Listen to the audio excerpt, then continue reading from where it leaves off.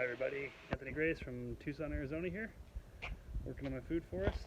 It's a nice sunny day, and it's been a little bit since I've given an update, so I think I made some pretty good progress recently.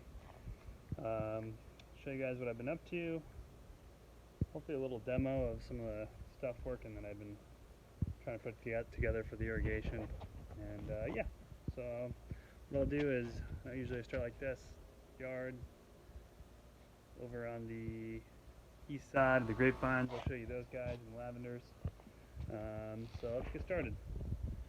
So this is the two lavenders I already had. You guys are doing pretty good. I think he needs a little bit of water.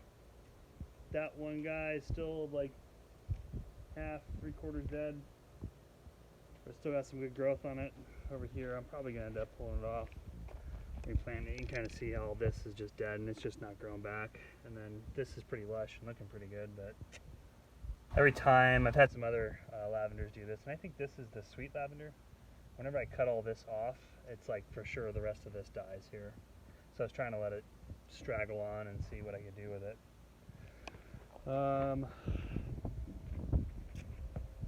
So grapevines are doing fantastic. They're just doing really well. Growing. I still got to work on getting a trellis up here because the vines are sort of falling over and falling to the ground. This was the largest one over here. You can see some of the vines running off. It's doing really good, really healthy, getting good sunlight, good water. And then these two lavenders I got here that I left planted here are just doing fantastic. You can see all the new blooms it's gotten. And so I think this is the Spanish lavender. Someone correct me if I'm wrong. These guys get like kind of longer runners between the leaves. I'm going to call them runners, and where the flowers actually bloom on these lavenders. The other ones that I was showing you over there are the sweet lavenders, like I said, I think. I can stand corrected if anyone wants to tell me. And the flowers I find on those are a little closer to the actual leaves. They don't get like those long shoots on them before they flower. And then I'm sure, as you guys saw, so I got some mulch. I'll have to try to edit a clip of, or at least a picture of the mulch, or it's less wood chips, more mulch, and some tree stumps, and kind of more firewood. I think I'll use the firewood in the garden beds as like more of like a hugelkultur type thing. Not that I was interested in doing hugelkultur, but I just ended up with all that extra wood. So yeah, and so the big ones is I didn't get mulch enough for the yard. I think I'm gonna place an order for just some nice like playground-ish wood chips, not manufactured wood, but as close as I can get to it, just from natural wood, for wood chips. That way the kids have something a little more softer to play on. The mulch isn't super great, but I'm gonna put a lot of wood chips down, so it's like a nice base layer. But anyways, yeah, so I use that to kind of get all the bricks off the cardboard that I was using to hold it down. It's been a little windy lately. Still got a little bit more to fill in over here, but I'll cover all that with wood chips. Got mulch in all the trees. This pink lady apple, I'm pretty sure it's still alive. It bends pretty well. It seems alive, but it's still not, doesn't have any leaves yet. Hi Silas. Hi little boy. Hi. It's that fig tree. Got some nice big old leaves on that guy. He's got little fruits growing in. A couple of them. You can see, so I'm excited about that. He's just as happy as can be. Saw those with the mulch that got dropped off. All that wood. Aren't really supposed to have little fire pits back here, so I probably won't use it as firewood. Like I said, I'll probably put it in some extra garden beds I'm going to add to the area. Threw a little bit of mulch in this corner. I kind of was debating on putting it in the boxes yet, so I started here, but and then all this stuff's still growing. You can't really probably see it too well, but got lots of beets that are doing well, coming in. Little carrots that are coming in, tomatoes. This is the kale that I've had. Interestingly enough, I just noticed this. I haven't really ever let the kale go to flowering, and I'm guessing seeding, and it gets nice pretty little yellow flowers on that kale. And that's, obviously this is beautiful. This is vines from the neighbor's yard. Some of it's grown up underneath the wall onto our side, which is nice. You know, I don't know what these vines are. I think I've seen people posting them. If anyone knows what this is, let me know. Apple tree's doing well. Lots of leaves. Happy little guy. Gotten almost all the rocks up. You can see there's still some gravel down. I think I'd kill myself trying to get it all up, so I decided I'm just gonna get as much as I can up without doing too much effort, and then I'll just wood chip it, and I figure I'll get the gravel out as time goes on, as I dig things up, plant things. Plum tree's doing well. It's kind of right up against the oleanders. I mean, right up against the oleanders. Probably trim this back some, but eventually, like I said, I intend to pull these oleanders out and make space for this guy, but it's going pretty well right now. It gives them some nice shade. And yeah, all the mulch. What I'll do, and you guys can see, let me show you what I've been doing. So I take these guys, they're extenders, they're kind of flexible. I wish they were a little more flexible, so I've noticed that they break if you walk by and kick them very easily. So because the ground to my concrete is pretty low, so my wood chips won't be as deep over here, I actually went around, can't really see it too much, but right along here I trenched because that was all that Bermuda grass. And I could definitely see that coming up out of here. I trenched not too far down, but enough back off of this to try to keep the Bermuda grass from growing up out of there. And because I know this isn't going to be as deep of wood chips, I've cut these little posts I tied into the PVC, the irrigation underneath, where the sprinkler heads used to attach. I cut those kind of short all along here, because I know when I attach the sprinkler drip line heads with the drips instead of the pop-up sprinklers, I won't need it to be as deep.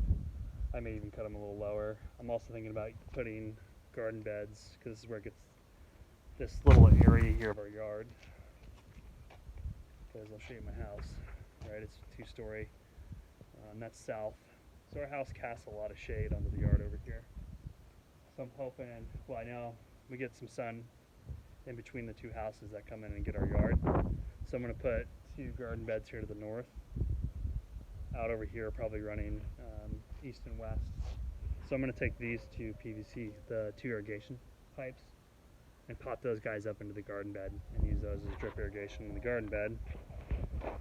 And then the other ones that I have higher, because I don't know how deep I'm going to do the mulch yet, so I just bought these pretty long extension guys, tied them in. And for now, it won't be the sprinkler heads. I put the sprinkler heads so the kids don't fall onto those blunt objects. Instead, this probably doesn't feel as good, but at least it's not going to put an eye out. So put wood chips up here. Might cut this guy back, and then the drip lines will screw on just like this to the top, and I'll run the drip lines whatever I need to as far as trees go. So I'll give you a little demonstration of what I've been doing for that. And so you can see here, I've got these. That's where the sprinkler heads used to sit. So let's see if I can do this one-handed. So I've just been digging down to the base where it screws in. I'm not too worried about dirt falling in there because I'll just flush the pipes right out these tops when it comes time to hook everything up. See, and I use these flexible connectors before. Hopefully you guys can, I don't know if you can see that, but let's hope so. Just on doing that guy. Pretty easy. Trying to keep dirt from falling into the hole there as I take this guy and screw him down into there. Right, I just add the sealant tape on there. A little better. Maybe. We'll see. Oh, there we go. Got it.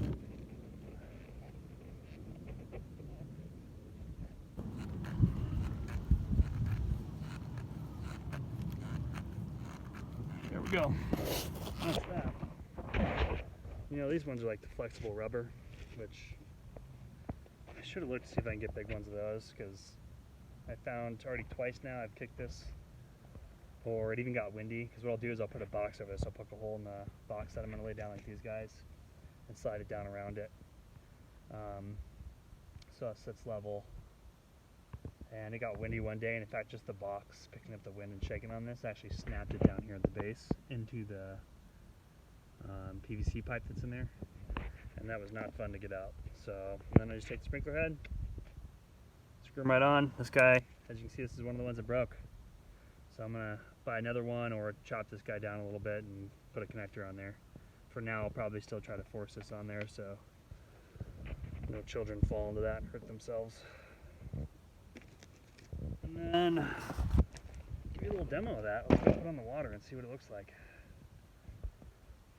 Most of them are sprinkler heads, so hopefully the sprinkler heads just pop up and flush, but there'll be quite a bit of water coming out of there, so we'll have to see the pressure on it. So, and then I did all my own irrigation over here. Hooked it up.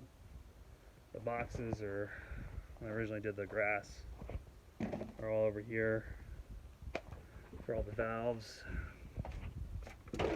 Now the question is if I can remember what zone those are. Start time.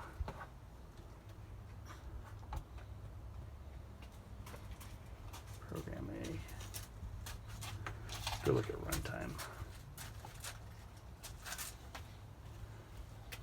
Station 2 and Station 4. Sorry, I should have pre-figured this out before we went on this adventure together. Station 2, we'll pop them on for a minute. Careful, Silas. Yeah, there we go. Look. So it's nothing beautiful, and those sprinklers will be drip lines eventually, right? As you can see, those guys are just cranking. I've got myself a water fountain over there. That's that guy I just hooked up for you guys, see? So I guess you get quite a lot of water flow. I got a valve where I can turn it down so it doesn't come out as much. Might have to put some pressure reducers, as you can see, even with all those sprinklers running. Quite a bit coming out of there, so. And I think it's a pretty good example. I won't start the other ones up. But that's it. So things are coming along. And I think this week I'm going to order some, just like I said, just some straight up nice wood chips. And sorry, I'm watching my son go over and try to mess with the water that's going on. Oh, it stopped right before he got there. What's up, Silas? Is that cool, buddy? Yeah, I know. Hang on, let me cover that up so you don't fall on it. So I think, yeah, I'm gonna order wood chips and have it just dropped off. I used to have a truck, but now I don't, so I'll just have it delivered. I have no idea how many cubic yards I'm gonna need. You know, 1 cubic yard seems like a lot when you got it in your driveway. Probably have them, honestly, bring like 4 or 5. And then hopefully I'll do that over this weekend. And I'll post a photo of that if I get to it. Get to doing it. So thanks for chiming in, guys. Sorry, I just noticed the sun's there and right in your guys' eyes. Thanks for chiming in. And hope to keep you updated and make pretty good progress. See you later.